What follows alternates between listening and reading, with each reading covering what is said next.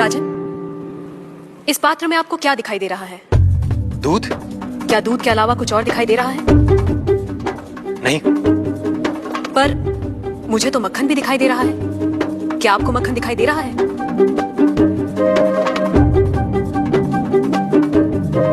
नहीं। पर राजन, क्या इसमें मक्खन नहीं है? है। जैसे दूध के कण कण में मक्खन है, मक्खन के कण कण में घी है, वैसे ही ईश्वर सृष्टि के कण कण में भिन्न भिन्न रूपों में है, जो है पर दिखाई नहीं देता। जैसे दूध से मक्खन पाने के लिए उसे मथना जरूरी है, उसी तरह वेदांत के श्रवण, वेदांत का मनन और उसके निहितार्थ पर निरंतर ध्यान के द्वारा ही ईश्वर का अनुभव किया जा सकता है। राजन, क्या आपके पहले प्रश्न का उत्तर आपको मिल गया? मैं मान लेता हूं, पर वो किसे देख रहा है?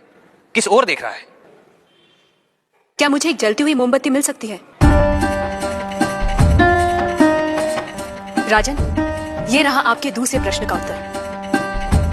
प्रकाश की ये लौ कहां देख रही है? किसे देख रही है? ये सभी को देख रही है। सभी और देख रही है।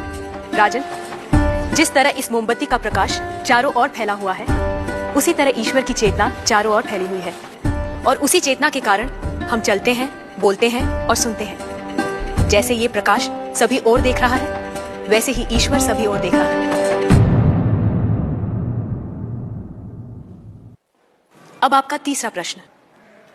वो इस समय क्या कर रहा है? राजन, इस समय मैं आपके प्रश्नों का उत्तर दे रही हूँ, इसलिए मैं तुम्हारी गुरु हूँ और तुम मेरे शिष्य। पर मैं खड़ी हूँ और तुम बैठे हो। यदि अपने प्रश्न का उत्तर चाहते हो तो तुम्हें मुझे अपना आसन देना होगा।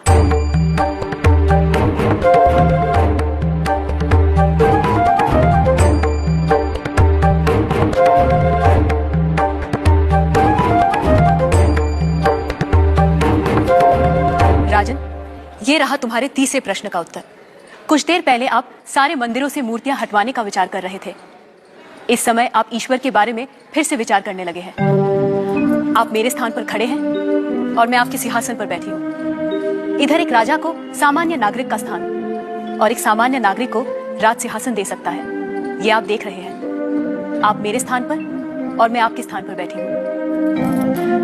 ईश्वर इस समय ये करवा रहा है, उस अनंत और असीमित शक्तियों के स्वामी जिसने ये सुंदर, अद्भुत, विस्मयकारी और महान संसार रचा है, जिसमें सूर्य, चंद्र, तारे, ग्रह, नक्षत्र अपने अपने स्थान पर स्थिर और गतिमान है, जिसके कण कण में एक व्यवस्था है।